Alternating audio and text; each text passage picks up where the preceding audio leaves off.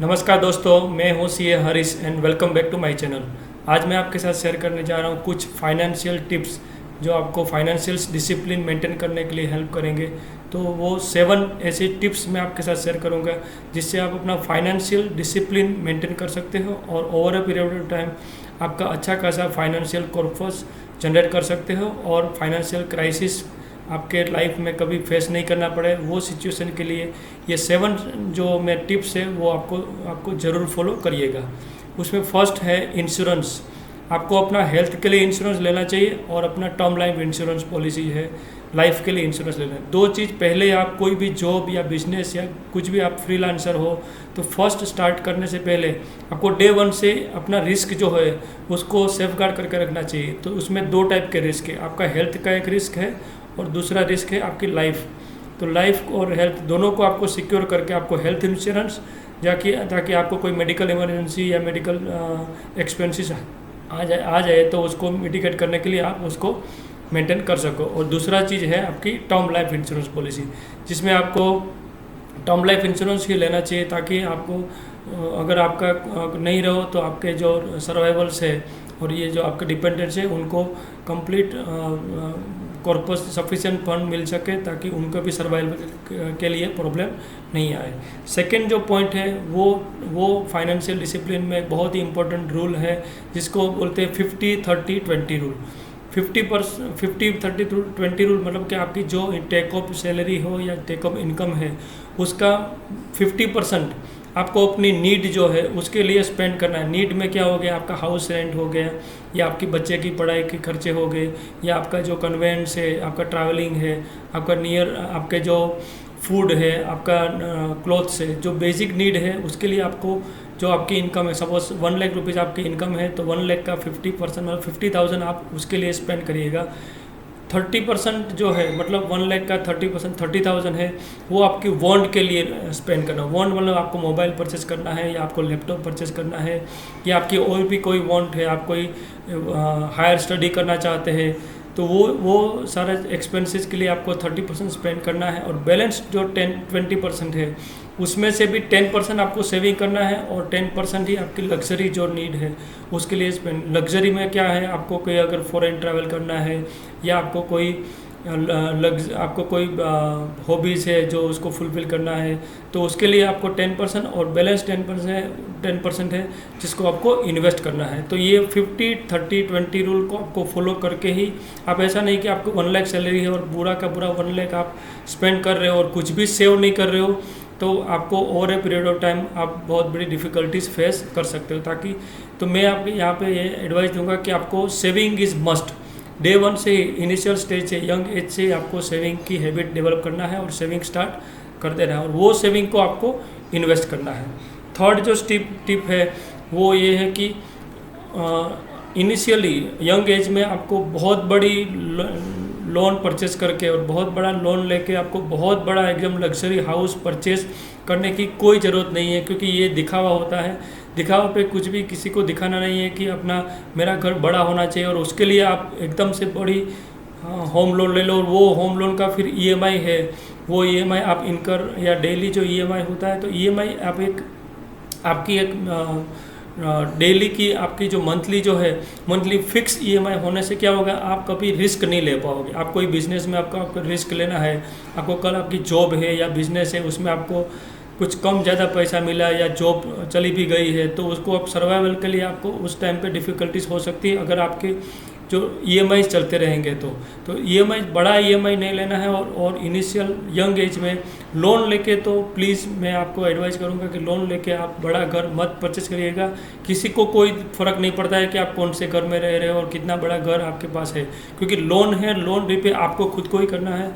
तो उसके लिए फिर आप ऐसा ना हो जाए कि उसके लिए आपको कोई रिस्क ना ले सको, आपको जॉब चेंज करनी है या आपको कोई रिस्क लेके कोई बिजनेस इनिशियल नया वेंचर में इनिशिएट करना है, उसके लिए आपको कोई रिस्क लेना है तो वो रिस्क नहीं ले पाओगे, क्योंकि आपके जो बेसिक ईएमआईस है वो ईएमआई की जो लायबिलिटीज़ होगी उसमें से बाहर नहीं निकल पाओगे और वो बाहर नहीं निकल पाओगे तो फिर आप कभी भी सर्वाइव नहीं हो पाओगे।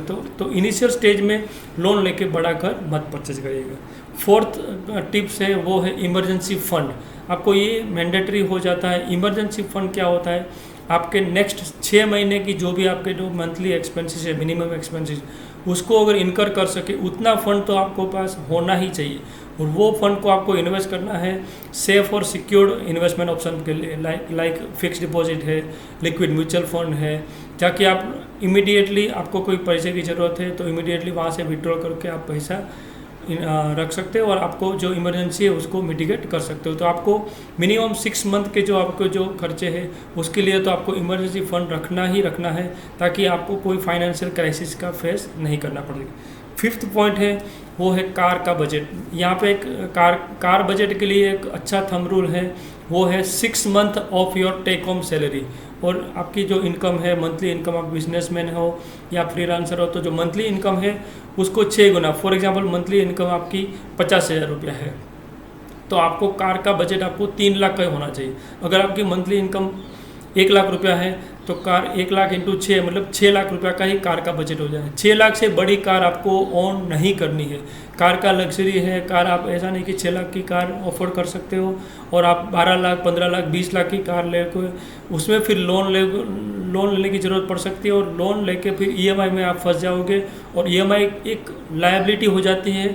वो लायबिलिटी है वो बार बार आपको परेशान करेगी, आप कोई भी नया काम नहीं कर सकते हो और वो चीज़ को अवॉइड करने के लिए अननेसेसरी आप इंटरेस्ट कॉस्ट इनकर करोगे। तो कार का जो बजट है वो आपको फिक्स रखना है 6 month of your take home salary या टेक होम इनकम।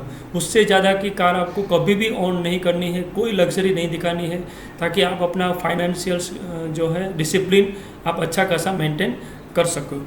फिर 6th पॉइंट है वो है राइट इन्वेस्टमेंट ऑप्शन। जो मैंने 50-30-20 रूल बताया था, वहाँ पे मैंने बोला था कि आपको डे 1 से सेविंग की हैबिट रखनी है। अगर आप सेविंग का हैबिट रखोगे तो वो जो सेविंग करना है वो सेविंग भी कहाँ पे इन्वेस्ट करना है उसके लिए जो काफ़ी सारे ऑप्शंस अवेलेबल है उसमें से बेस्ट ऑप्शन सिलेक्ट करना है। और ऐसा नहीं कि एक ही ऑप्शन सिलेक्ट करके उसमें पूरा इन्वेस्टमेंट कर रहे हो।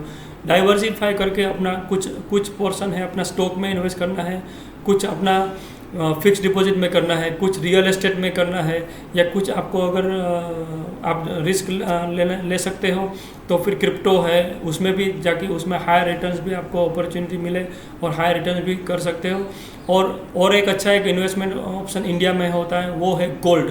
और गोल्ड में भी मैं आपको एडवाइस करूंगा कि सॉवरेन गोल्ड बॉन्ड है वो बेस्ट ऑप्शन है टू इन्वेस्ट इन गोल्ड। तो गोल्ड में आपको अगर फिजिकली आपको इन्वेस्ट नहीं करना है तो ये डिजिटली जो आरबीआई का जो सॉवरेन गोल्ड बॉन्ड है जिसमें 2.5% आपको एन्युअली आपको फिक्स इंटरेस्ट भी मिलता रहेगा और गोल्ड की प्राइस का जो ओवर पीरियड ऑफ टाइम जो आपको बेनिफिट मिलना चाहिए, जो प्राइस का इंक्रीमेंट है वो भी आपको मिलता रहता है। तो वो भी इन्वेस्टमेंट के लिए एक अच्छा ऑप्शन है। तो ये जो वेरियस ऑप्शन है, स्टॉक है, गोल्ड है, फिक्स डिपॉजिट है, म्यूचुअल फंड है, इक्विटी म्यूचुअल फंड है, उसमें से डाइवर्सिफाई करके बेस्ट ऑप्शन रियल एस्टेट भी अच्छा ऑप्शन है, उसमें सिलेक्ट करके आप अपना डाइवर्सिफाई करके इन्वेस्टमेंट के सही ऑप्शंस आप सिलेक्ट करके, ताकि आपको इन्वेस्टमेंट में कहीं लॉस इनकर नहीं करना पड़े। और 7th जो लास्ट टिप है वो है stay invested for longer period of time.